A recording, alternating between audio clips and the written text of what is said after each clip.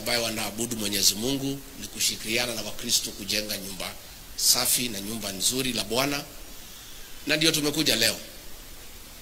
Na hatuelewi ni kwa nini wengine wanatutumia watu ya kutushambulia, na tumekuja kufanya kazi ya Bwana. And mimi sitaki niseme mambo mengi kwa sababu nitazungumza kesho jioni. Takuwa na interview na maneno tomorrow. Angalia vile maneno iko vile Kenya naenda, na nitasema kesho. So mine is to say Kenya is a country of the rule of law and constitutionalism. Na katiba yetu has granted several freedoms, ikiwemo freedom of worship, freedom of association, freedom of speech, freedom of movement. Tumeona a concerted effort to curtail our freedom to move around the country and to associate with those who are like-minded. Very unfortunate.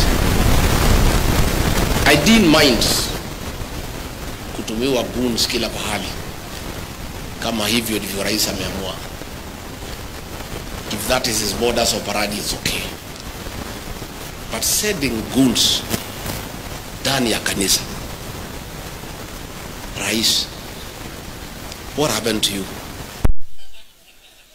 Ndani ya kanisa, surely hao watu ya kanisa ndio walikuombea. Sasa wewe umefika kiwango, ulinitumia goons Limuru kwa funeral, wakatuangaisha, tukasema ni sawa. The other December ukatutumia goons huko Shamata, wakatuangaisha, tukasema ni sawa. Last week ulikuwa umetuma watu huko Nyeri nje ya kanisa. Sasa umekuja mpaka umeingia ndani ya kanisa. Sawa, tulikuwa tunafikiria utapanga nje ya kanisa. But you have become bold.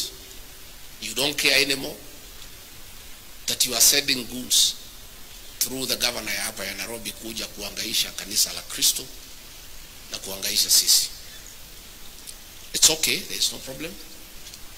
Wewe endelea kama unaona hivyo ni sawa, there is no problem.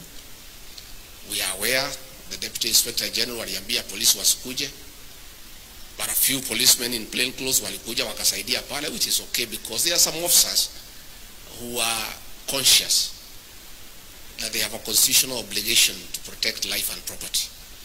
Last week umetumia polisi kutuangaisha Naivasha, which is okay. Lakini tunashangaa kwa nini? Kwa sababu wewe hapa kwetu Mlimani hakuna mtu amekuuliza. Si ametembea? Na nikaambia watu wamkaribishe. Bora walipe, si ndio? So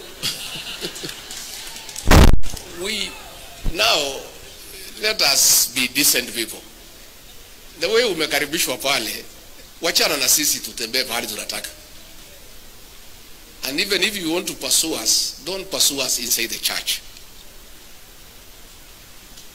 But of course, when we are seated here, wondering why the president would go to that length of sending goons inside a church to attack leaders, to attack Christians. But we also remember that sometimes back, kanisa ya Kiambaa, watoto walikuwa huko, walichukuliwa wakarudishwa ndani wakachomeka. So we are not surprised because hii ni tabia ambayo inaonekana it is consistent. So where rais endelea, no problem. Lakini ujue hii kitendo ya leo, uhusiano yako na kanisa ya PCA is irreparably damaged ever. So wewe endelea tu vile unataka, it's okay, there's no problem. And other churches are seeing. Hakuna mtu haoni. Na mimi sijui ni kwa nini kama sisi we are nothing. We are finished. We are nobody in this country. Why are you pursuing us? Si wachana na sisi tu tukae. Wewe uko na nguvu, uko na umaarufu mingi. Endelea. Wewe wachana na sisi. Sisi tuende kanisani tuombe Bwana, tuende nyumbani. tuende mazishi, tuzike rafiki, tuende nyumbani. Leave us alone. And I want to tell you, Rais, tafadhali, vile maneno yanaendelea hii Kenya, even if you eliminate Rigathi Gachagua, nothing will change. It will just complicate your politics more than it's already complicated. And we have enough soldiers to carry on with the struggle. You know, you may bring me down if that is what you think will help you, but we have enough soldiers here to carry on with the struggle. So sisi tunakualika ufanye vile unataka. Governor, hawa watu ya Kasarani walikuchagua. You cannot pay them back by kutuma goons kwa kanisa yao. Surely. Doesn't matter.